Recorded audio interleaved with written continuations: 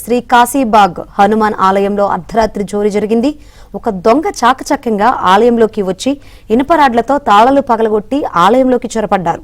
ఆంజనేయ స్వామి అలంకరణ కోసం తయారు చేయించిన వెండి కనుబొమ్మలు, నామాలు, ఇత్తడి పూజా సామాగ్రిని అపహరించారు. హుండీని ఎత్తుకెళ్లే ప్రయత్నం చేసినప్పటికీ బరువు ఎక్కువగా ఉండడంతో అక్కడే వదిలేసి పరారయ్యాడు. ఇందుకు సంబంధించిన దృశ్యాలు సీసీ కెమెరాలో రికార్డయ్యాయి. సమాచారం అందుకున్న ఆలయ కమిటీ సభ్యులు పోలీసులకు సమాచారం అందించారు.